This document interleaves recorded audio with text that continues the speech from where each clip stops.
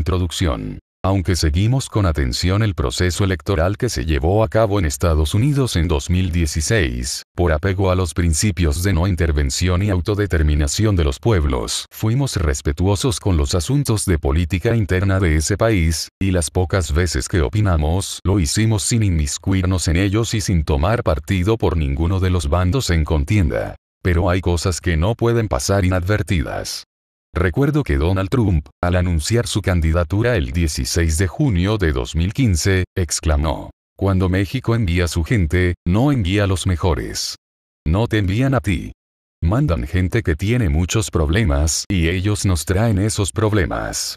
Ellos traen drogas, traen delincuencia, son violadores". Desde entonces nos preguntamos si no comprendía el fondo del fenómeno migratorio o si estaba recurriendo a la demagogia, porque México no envía a nadie a Estados Unidos. Ocurre que millones de personas han dejado nuestro país para intentar ganarse la vida mediante el trabajo honrado en la nación vecina. La mayoría se ha ido para mejorar su situación económica, y no pocos son refugiados que han huido de la violencia que impera en el territorio nacional. Una vez que pasaron las elecciones, y cuando la amenaza del aspirante republicano se hizo gobierno, decidimos actuar. Sabíamos que Enrique Peña Nieto no cumpliría con su obligación de representar a México con dignidad y que no sería capaz de asumir la defensa firme de los migrantes, como en efecto ocurrió. Se hacía necesario, pues, tomar la iniciativa ante una postura extranjera agresiva y amenazante que había pasado de las frases de campaña a la práctica gubernamental. La primera acción en este sentido fue participar en un mitin, el 20 de enero, día de la toma de posesión de Donald Trump, en la ciudad fronteriza de Acuña, Coahuila.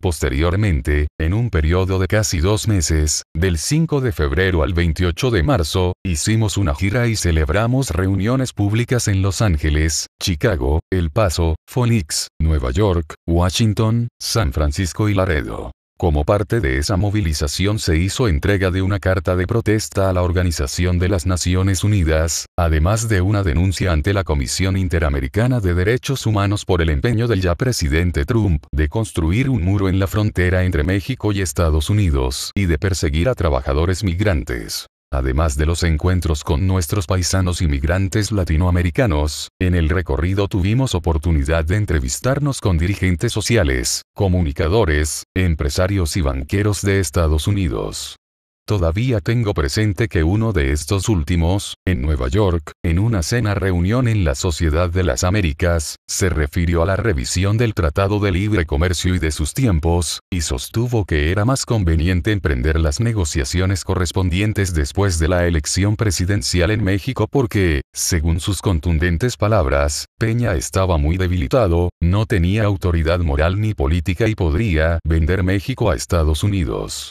Exista o no ese riesgo, sea real o exagerado ese punto de vista, lo cierto es que en Estados Unidos hay muchas personas preocupadas por el tema de las relaciones con su vecino del sur. La inquietud se agradece. Coincide, de hecho, con nuestro criterio de que debemos dedicar más tiempo a esclarecer la naturaleza real del flujo migratorio, así como la de la relación bilateral ante sectores de la población estadounidense que carecen de información y son víctimas tanto de la manipulación política como de la campaña de odio desatada en contra de mexicanos inmigrantes. Este es el tema, y otros relacionados con él, de los que nos ocupamos en esta recopilación de discursos que decidimos compartir con ustedes. Se trata de lo esencial que escribimos, esgrimiendo argumentos en defensa de los migrantes y de México. Prólogo. 1. El génesis de un Estado pollero. Aunque los lineamientos de la escuela neoliberal empezaron a filtrarse en México desde el sexenio de Miguel de la Madrid, 1982-1988, no fue sino a partir del 1 de diciembre de 1988 que se convirtieron en asumido ejercicio de gobierno. La receta económica había sido ensayada primero por la dictadura de Augusto Pinochet en Chile, 1973-1990, y luego por los gobiernos de Margaret Thatcher en Gran Bretaña, 1979-1990, y Ronald Reagan en Estados Unidos, 1981-1989. Al igual que en esos casos, el modelo se aplicó en nuestro país con un propósito fundamental: La concentración de la riqueza nacional en pequeñas oligarquías políticas, empresariales y mediáticas.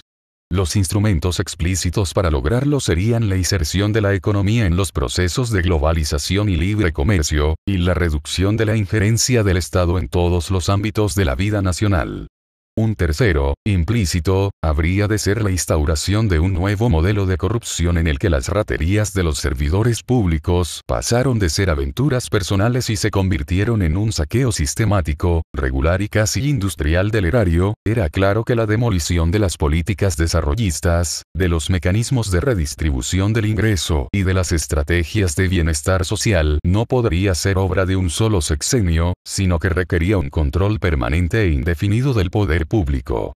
A falta de un pacto social capaz de aceptar y sostener en el largo plazo semejante modelo, se fue conformando un acuerdo de cúpulas para aplicar por etapas la receta neoliberal. Los puntos básicos de dicho acuerdo fueron el apego incondicional de los participantes a los lineamientos del llamado Consenso de Washington, 1989, el acceso paulatino al poder para las formaciones políticas que se comprometieran a acatarlo y la impunidad perdurable garantizada para los principales responsables de su aplicación, toda vez que aplicarla requería cometer acciones delictivas de diversa magnitud. La inserción de la economía mexicana en la globalidad requería que el país generara productos de exportación competitivos en los mercados internacionales. Esa necesidad planteaba un dilema, porque la apertura comercial conllevaría, inevitablemente, la rápida destrucción de la industria nacional, edificada en décadas anteriores sobre los endebles cimientos de un férreo proteccionismo. Era, en su mayor parte, una industria ineficiente y obsoleta que debía su existencia al mercado cautivo y estaba, por lo tanto, condenada a perecer en cuanto los productos de importación hicieran su arribo. Los subsidios gubernamentales al agro eran, en la lógica del nuevo paradigma económico, una práctica herética que debía erradicarse, de modo que tampoco se podía contar con ese sector como carta fuerte en el entorno global. Por el contrario, el campo, aún más que la industria, estaba destinado a sufrir un gravísimo descalabro con la inminente apertura. Salvo por los hidrocarburos, por entonces bajo el control total del Estado, y las drogas, que son ilegales, el país no tenía mucho que ofrecer a los mercados mundiales. Espontánea o deliberada, la solución al dilema resultó de una perversidad impecable. México podía exportar a su propia población y venderla como fuerza de trabajo en el siempre ávido mercado laboral de Estados Unidos. El vaciamiento del campo generado por las reformas al artículo 27 constitucional, 1992, por las nuevas políticas de apertura comercial y, específicamente, por los efectos del Tratado de Libre Comercio de América del Norte, firmadas en diciembre de 1992 y vigentes desde el I de enero de 1994, fue arrojando a millones de personas fuera de sus tierras. Tanto el gobierno de Salinas, como los que siguieron, actuaron a sabiendas de que las políticas aplicadas hacían inviable la vida en el agro, pero ninguno de ellos se preocupó por crear horizontes de vida para los expulsados, quienes experimentaron de golpe una triple pérdida. La de su fuente de trabajo, su vivienda y sus redes de apoyo. No hubo para ellos una política específica de generación de empleos, un programa habitacional emergente ni una expansión de los servicios educativos y de salud. Mientras que la Comisión Mexicana de Atención a Refugiados, Comar, realizaba en el sur del país una labor espléndida y paradigmática con los desplazados por las guerras centroamericanas, el gobierno dejaba libradas a su suerte a las víctimas mexicanas de algo que debió ser considerado una catástrofe humanitaria en regla. Los destinos principales de los expulsados del campo fueron las ciudades mexicanas, en donde la mayor parte buscó acomodo en cualquier modalidad de la economía informal, y el territorio estadounidense.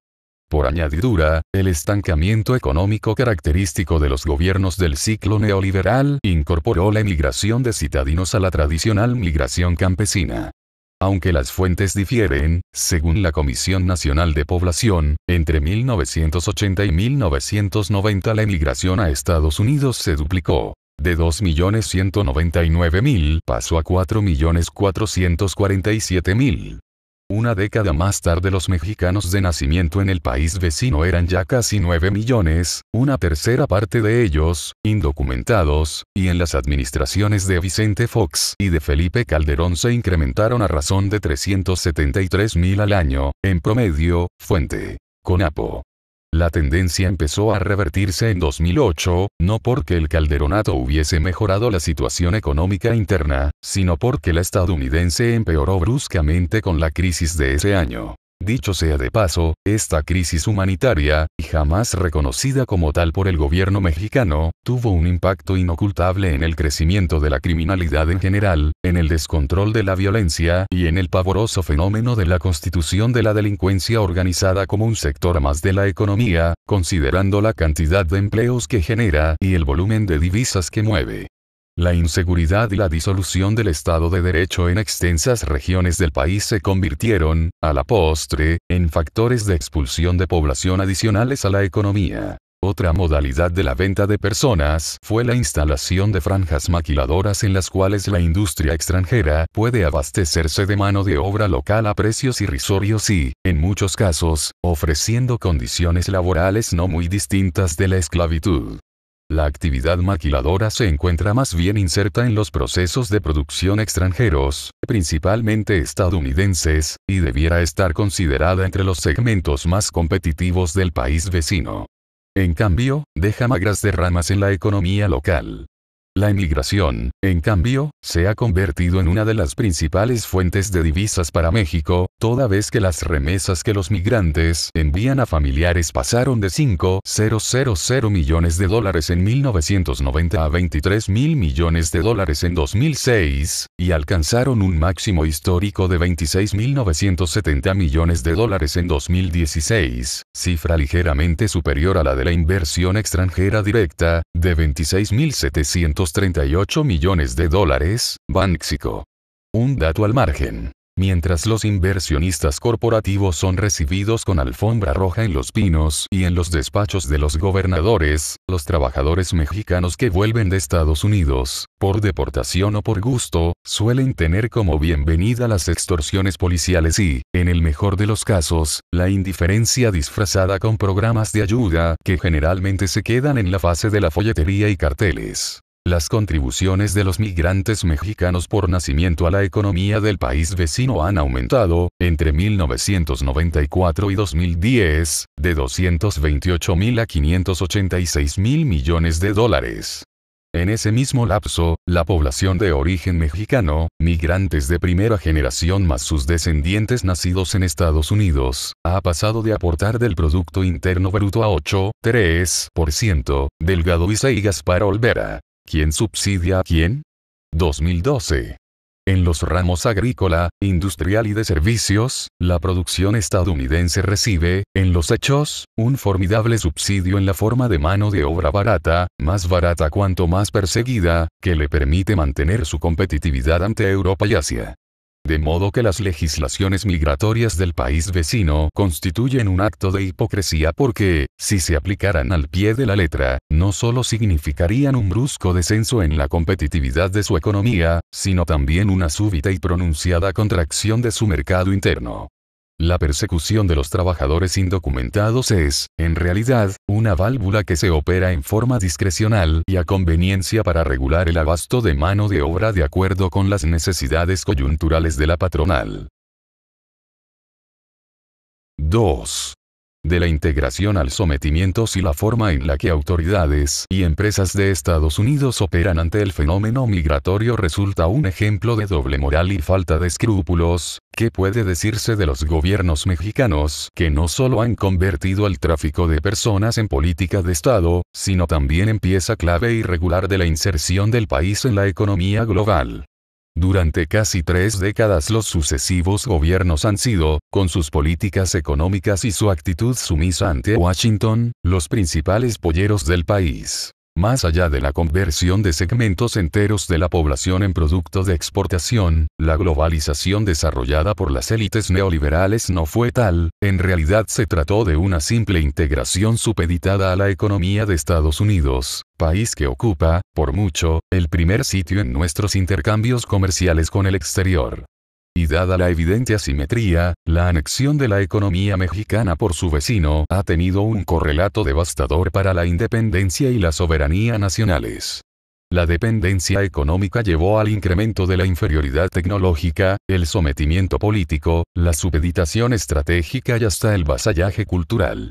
Los márgenes de acción independiente de las autoridades nacionales se han reducido, en estas 3 décadas, hasta el punto actual en el que la Casa Blanca tiene al presidente de México en el bolsillo. El 1 de septiembre de 2006, cuando faltaban días para que el Tribunal Electoral del Poder Judicial de la Federación legitimara el fraude cometido entre el 2 y el 3 de julio de aquel año para poner a Felipe Calderón por encima de Andrés Manuel López Obrador en el número de votos recibidos, Tony Garza, el entonces embajador de Estados Unidos en México, informó a Washington que la instancia judicial estaba a punto de dar por buena la distorsión de la voluntad popular. Señaló que era urgente que el gobierno de Estados Unidos se involucrara para sacar al michoacano de la situación difícil en que se encontraba, y adelantó: un equipo de la misión bajo mi cargo se involucrará activamente con el equipo de transición de Calderón para promover y hacer progresar las áreas que son prioritarias para nosotros. Años más tarde se supo que cuando Calderón se mantenía en Los Pinos, el servidor de correos de la presidencia fue hackeado por años por la Agencia de Seguridad Nacional, NSA, por sus siglas en inglés, de Estados Unidos, como lo reveló Der Spiegel en octubre de 2013 con base en información extraída de la NSA por Edward Snowden. Con ese par de datos en la mente, no es difícil entender que el régimen instaurado en 2006 se comportara en forma tan servil hacia Washington y tan traicionera hacia su propio país, al grado de que, en febrero de 2007, Genaro García Luna, el secretario de Seguridad Pública, ofreció a Michael Chertoff, el secretario de Seguridad Interior estadounidense, libre acceso a nuestra información de inteligencia en seguridad pública, y de que el propio Calderón dio al gobierno del país vecino manga ancha para diseñar la política de seguridad, como lo prueba el hecho de que en 2010 la embajada estadounidense estaba estrechamente involucrada en el retiro del ejército de Ciudad Juárez y su reemplazo por la Policía Federal, operación de la que no estaban enterados el entonces gobernador chihuahuense José Reyes Baeza ni el exalcalde de esa ciudad, José Reyes Ferriz. Hace unos años, cuando Enrique Peña Nieto aún gobernaba el Estado de México, le pregunté a un contacto de la llamada Comunidad de Inteligencia del país vecino si el espionaje gringo tenía información comprometedora para Presidencial. Affiliate Tisvig, un expediente de este tamaño, me respondió, al mismo tiempo que separaba medio metro las palmas de las manos. Pero no la quieren para joderlo, sino para protegerlo, agregó, y ya no le pregunté más. Pero en septiembre de 2013, cuando Peña ya estaba instalado en Los Pinos, recordé aquel intercambio. Un documento interno de la NSA, también obtenido por Snowden y difundido en esa fecha por Glenn Greenwald, daba cuenta de un operativo de espionaje que puso en las manos de esa dependencia 85.489 mensajes de texto del propio Peña y de sus más estrechos colaboradores. La mano de la embajada estadounidense estuvo presente en el diseño de la privatización del sector energético que Calderón pretendió imponer en 2008, y que se frustró casi en su totalidad debido a la movilización social y popular y a la fractura que el grupo gobernante exhibió durante el proceso. En 2015, el periodista Steve Horn dio a conocer correos electrónicos que dejaron al descubierto la participación de Hillary Clinton, la exsecretaría de Estado, y de varios de sus subordinados en la formulación de ambas propuestas privatizadoras, la calderonista y la peñista, e incluso en la redacción de algunas de las mentiras que el gobierno de Peña esgrimió como parte de su campaña propagandística para darle aires de legitimidad a su reforma energética. En materia migratoria, los sucesivos gobiernos mexicanos no solo no han cumplido su deber de defender a los connacionales que trabajan en Estados Unidos, ni a los que laboran en las plantas maquiladoras en territorio nacional, en las que la ley federal del trabajo es letra muerta, sino que han asumido la función de guardianes migratorios subrogados para impedir que los migrantes procedentes de Centro y Sudamérica, del Caribe, Asia y África lleguen a pisar territorio del país vecino. Con ese propósito, el Ejecutivo Federal ha hecho concesiones impresentables, hasta permitir que agentes migratorios del vecino del norte operen de manera desembosada en nuestra frontera sur, y ha endurecido sus directrices migratorias al grado que, en abril de 2017, la Comisión Nacional de Derechos Humanos le reclamó la incongruencia de abogar en el discurso por los mexicanos en Estados Unidos y maltratar, en los hechos, a los centroamericanos en México. 3. Una bancarrota llamada Trump. Después de 3 décadas de progresiva integración subordinada de la economía mexicana a la estadounidense, de sometimiento creciente a los dictados de Washington y de entrega a la Casa Blanca y a los capitales transnacionales de facultades y potestades que la Constitución proclama exclusivas del poder ejecutivo mexicano, es comprensible que la oligarquía política mediática empresarial no pueda concebir un Estado soberano e independiente. Ese grupo dominante trató, a veces con éxito, de contagiar su visión al resto de la sociedad. El más somero repaso de la historia de México a partir de su independencia de España indica que la principal amenaza a la seguridad nacional ha procedido, casi invariablemente, de Washington. Entre los países que han sufrido agresiones militares por parte de Estados Unidos, el nuestro es el que las ha padecido en mayor número a lo largo de su historia. El vecino le arrebató mano militar y una extensa porción de territorio y no ha cejado nunca en su empeño intervencionista.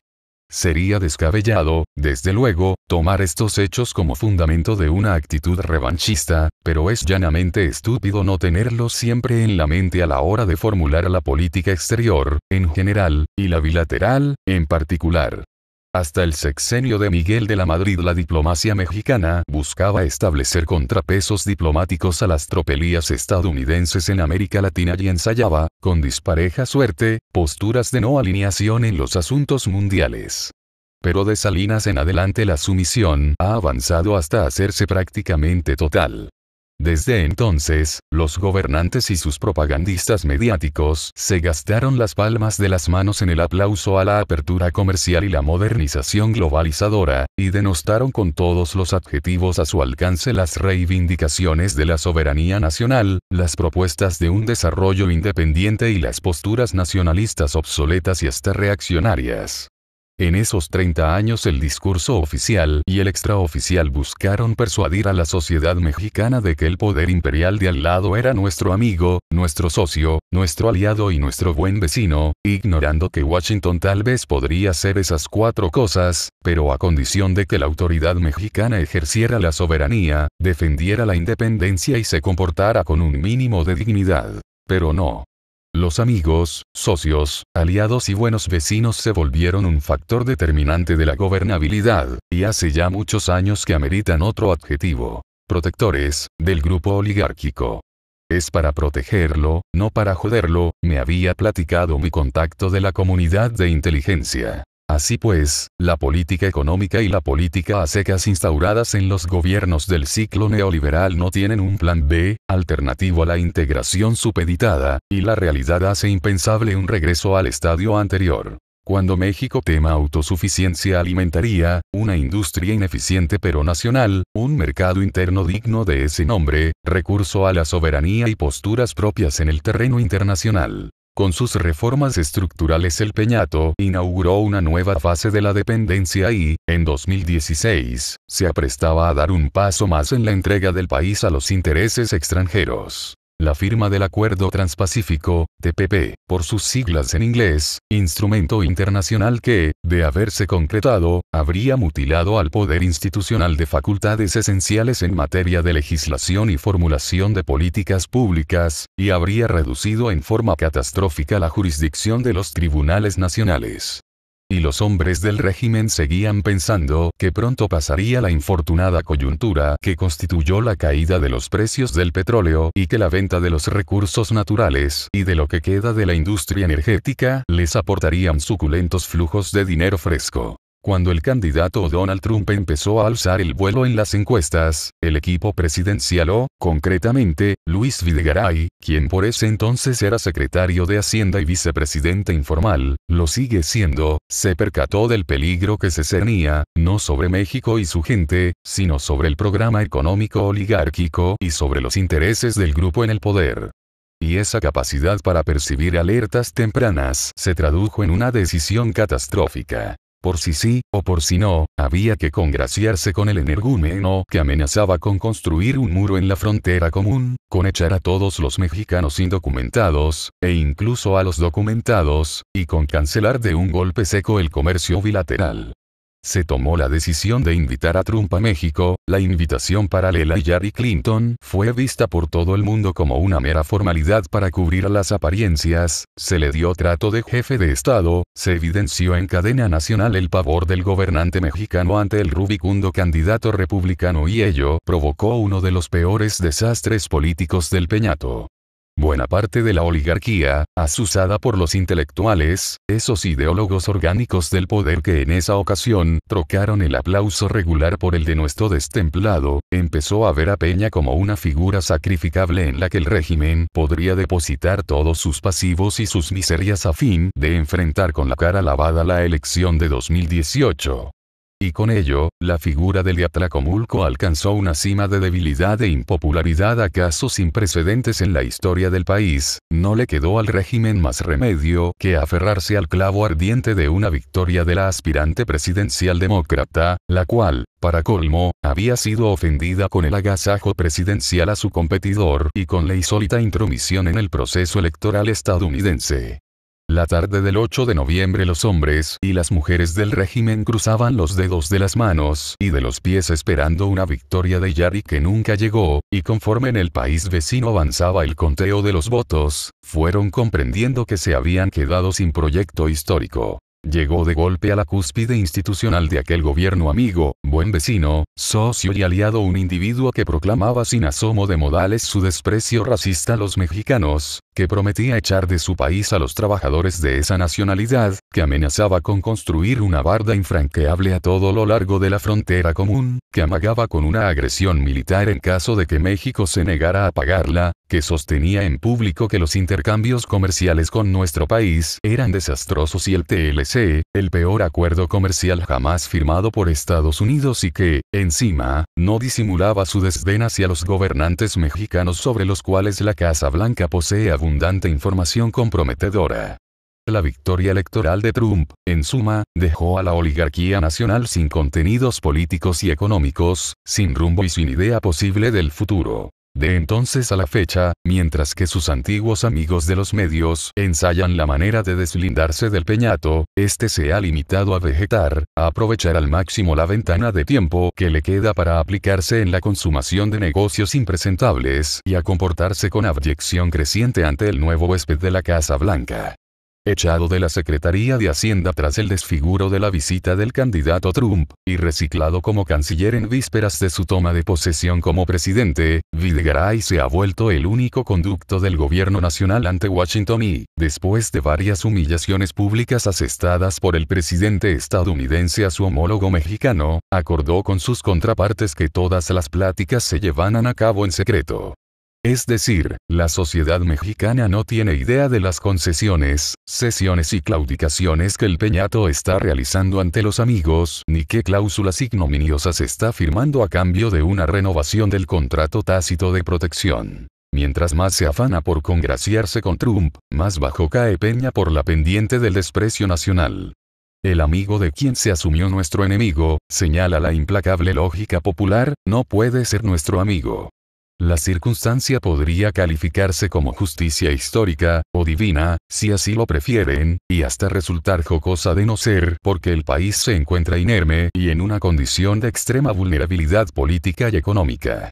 En lo inmediato, su sector más desprotegido y amenazado es esa población que fue exportada a Estados Unidos, y que desde enero de 2017 ha sufrido la intensificación de las redadas y deportaciones, el endurecimiento del trato y una acentuada criminalización. A juicio de Trump y de sus subordinados, una multa de tránsito es suficiente para considerar que un trabajador extranjero posee antecedentes criminales y volverlo candidato a la cárcel y a la deportación. Así, los expulsados de los primeros periodos neoliberales podrían ser víctimas de una nueva expulsión, pero esta vez en dirección contraria, hacia un país que sigue sin estar preparado para recibirlos. Más allá de este peligro inminente y acuciante, la inocultable abyección ante la Casa Blanca, el rosario de ineptitudes, corruptelas y canalladas perpetradas por el Peñato en sus primeros 4 años, así como el consiguiente repudio social y popular a su figura principal, impiden que la presidencia opere en esta coyuntura como polo de una unidad nacional, necesaria y urgente, ante la incertidumbre procedente del norte, el deplorable estado de la economía, la inseguridad rampante y un escenario internacional convulso y alterado.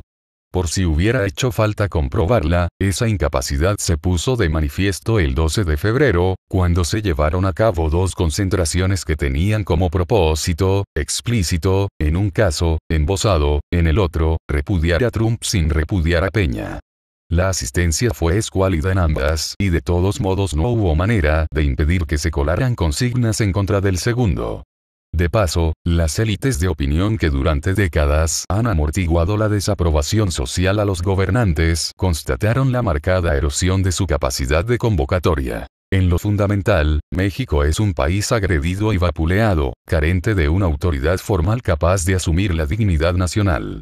Sigue habiendo gobierno para vender a precios de remate pedazos del territorio nacional, para operar los mecanismos fraudulentos de perpetuación del poder oligárquico, para entregar al país y para reprimir al pueblo, pero no hay en el ámbito del poder formal nadie con autoridad y credibilidad capaz de salir en su defensa.